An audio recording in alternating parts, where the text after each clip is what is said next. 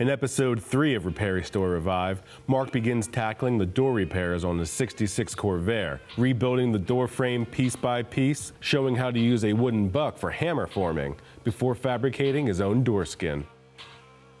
That hammer forming, I'm amazed at how well it turned out. Yeah, it did, and it got us out of a jam.